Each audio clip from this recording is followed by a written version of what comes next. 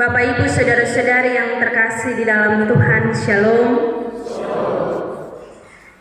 Tema yang akan kita renungkan bersama hari ini, berjalan dalam terang damai Tuhan.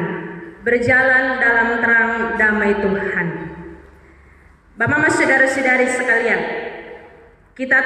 kita semua tahu betapa berharganya terang. Kalau malam hari, ketika listrik padam, pasti kita akan susah untuk bergerak dalam gelap. Sebab terang memampukan kita untuk melihat jalan, menghindari bahaya, melanjutkan aktivitas, dan sebagainya. Bahkan dalam Alkitab sering menggunakan istilah terang untuk menggambarkan kebenaran, kebaikan, keadilan, dan keselamatan. Sedangkan kegelapan dipakai untuk melukiskan keadaan buruk, kejahatan, kekerasan, perang, dan kebencian terhadap sesama. Istilah terang dan gelap ini juga ditulis dalam kitab Yesaya untuk menjelaskan kehidupan umat Israel pada waktu itu. Nabi Yesaya hidup pada masa di mana umat Tuhan berada dalam kegelapan moral dan rohani. Ia melayani di Yehuda pada abad ke-8 sebelum Masehi. Saat itu, bangsa dipimpin oleh para bangsawan dan pemimpin yang lebih mementingkan diri sendiri daripada keadilan. Pemimpin yang korupsi, penindasan, ketidakadilan atau ketidakpedulian terhadap orang kecil, dan ibadah yang munafik membuat hubungan antar sesama menjadi renggang dan hubungan dengan Allah pun menjadi rusak. Secara rohani, itu masa yang sangat gelap. Di tengah kegelapan itu, Yesaya mendapat penglihatan dari Tuhan. Ia melihat sebuah masa depan di mana gunung rumah Tuhan akan berdiri tegak, ditinggikan di antara bukit-bukit, dan segala bangsa akan berduyun-duyun datang ke sana. Mereka berkata satu dengan yang lain, mari kita naik ke gunung Tuhan, ke rumah Allah Yakub, supaya Ia mengajar kita jalan-jalannya dan supaya kita berjalan menempuhnya. Orang-orang dari berbagai bangsa tidak datang untuk berperang, tetapi untuk belajar. Mereka lapar akan firman dan jalan Tuhan. Terang dan pengharapan yang dibawa oleh Mesias itu berlaku secara universal atau untuk semua bangsa, bukan hanya bagi bangsa Israel saja.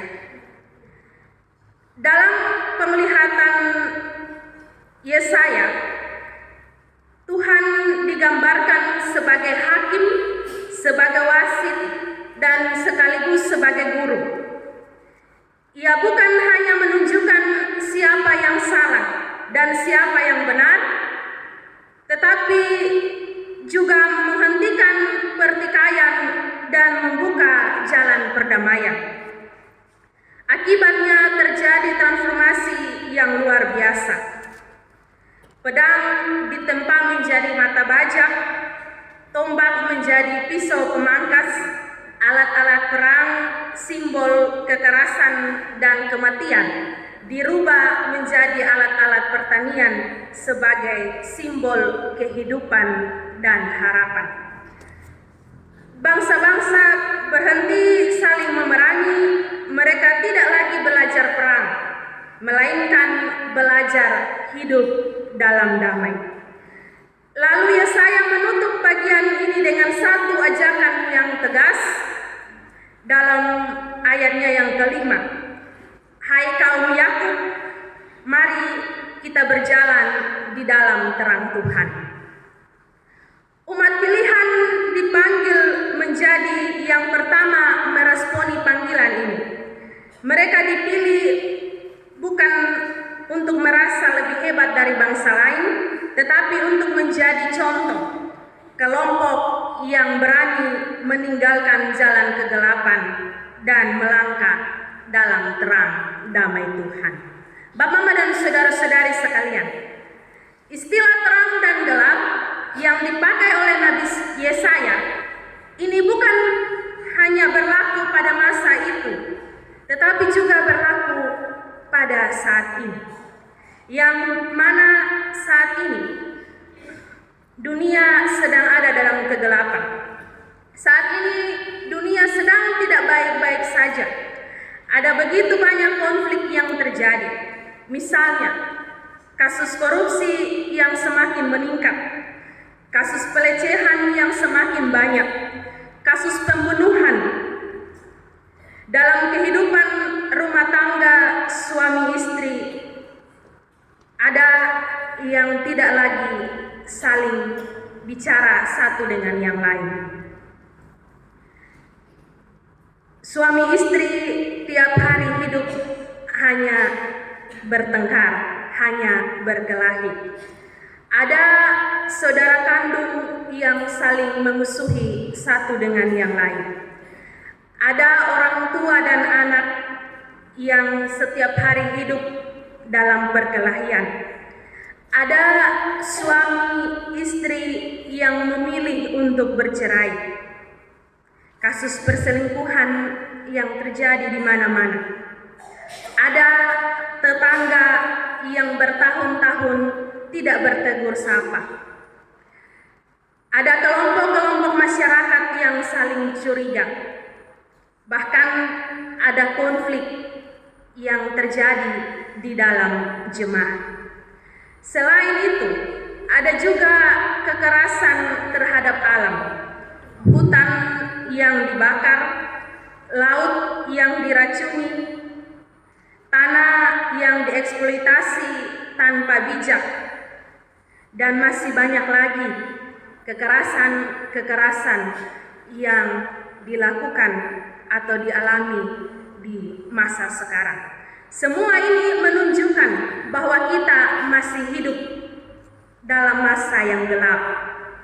Namun, masa-masa Advent atau masa penantian ini mau mengingatkan kepada kita bahwa Mesias yang dinubuatkan Yesaya sudah datang. Yesus Kristus adalah terang yang dinantikan, Sang Raja Damai yang mengalahkan kegelapan. Di dalam dirinya, nubuat Yesaya mulai digenapi. Ia datang bukan dengan pedang, tetapi dengan salib. Ia mengalahkan permusuhan dengan pengorbanan dirinya. Ia mengajarkan kita mengasihi musuh, mengampuni yang bersalah, dan mendoakan mereka yang menganiaya. Tidak menghakimi sesama, tetapi merangkul dengan kasih. Ia memanggil kita mengikuti jejaknya, bukan hanya menikmati damai, tetapi ikut membangun damai. Tema kita hari ini berjalan dalam terang damai Tuhan. Berarti pertama-tama kita berani mengakui bahwa selama ini kita pun ikut memelihara kegelapan. Seringkali kita bukan hanya korban, tetapi kita juga adalah pelaku. Ada kata-kata kita yang melukai sesama kita. Ada tindakan kita yang memperkeruh suasana. Ada hati yang keras untuk berdamai. Ada sikap kita yang menolak berdamai meski kesempatan sudah terbuka. Meski orang lain sudah mau untuk berdamai. Mungkin kita tidak memegang pedang dan tombak secara harafiah, tetapi kita memegang pedang dalam bentuk lidah yang tajam untuk menghakimi dan menjatuhkan sesama kita. Media sosial yang dipakai untuk menghina orang lain, atau uang yang dipakai untuk menekan sesama kita. Berjalan dalam terang berarti menyerahkan pedang dan tombak itu kepada Tuhan dan membiarkannya menempa itu menjadi sesuatu yang membawa kehidupan. Energi yang dulu dipakai untuk marah-marah sekarang dipakai untuk membangun. Waktu yang dulu habis untuk bergosip sekarang dipakai untuk mendoakan sesama. Uang yang dulu digunakan untuk hal-hal yang merusak sekarang dipakai untuk menolong mereka yang berkekurangan. Sikap keras kepala yang dulu memelihara permusuhan sekarang direndahkan untuk membuka pintu pengampunan. Berjalan dalam terang damai Tuhan berarti kita tidak hanya bicara tentang damai, tetapi mempraktekannya dalam kehidupan kita setiap hari. Dan itu dimulai dari lingkaran terdekat kita, keluarga, dan juga orang-orang yang ada di lingkungan kita setiap hari. Dan bicara tentang damai, bukan hanya pada saat Natal baru datang selamat, bacium hidung, dan berdamai. Orang biasa bilang, bakalai dulu, nanti tunggu Natal baru mulai berdamai. Dan habis Natal sumulai bamarah kembali. Tetapi sebagai anak-anak Tuhan yang berjalan dalam terang damai Tuhan, maka damai bukan hanya diciptakan saat Natal saja. Maka damai bukan diciptakan hanya saat tanggal 25 Desember dan tanggal 1 Januari. Tetapi damai juga harus terus diciptakan sesudah masa Natal atau dalam kehidupan kita setiap hari. Jadi damai bukan hanya ciptakan tanggal 25 dan tanggal 1, selanjutnya Bamara, Babakalai, tetapi damai juga diciptakan dari tanggal 1 Januari sampai tanggal 31 Desember. Di minggu Advent keempat ini, mungkin Tuhan sedang mengingatkan kita semua akan satu nama, seseorang yang pernah kita sakiti atau yang menyakiti kita. Mungkin itu pasangan kita, suami atau istri, mungkin itu anak-anak kita, mungkin itu orang tua kita, mungkin itu saudara kita, mungkin itu tetangga kita atau teman sepelayanan kita. Selama ini kita enggan untuk memulai. Kita menunggu orang lain yang datang duluan. Tetapi lewat firman ini, Tuhan berkata, mari kita berjalan dalam terang Tuhan. Artinya, kita yang duluan memberi ruang untuk berdamai.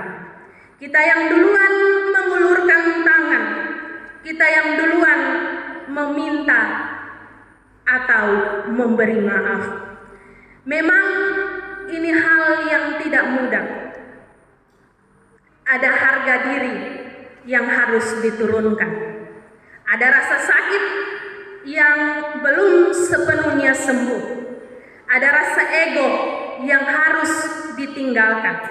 Tetapi justru disitulah kita sungguh-sungguh berjalan dalam terang Tuhan.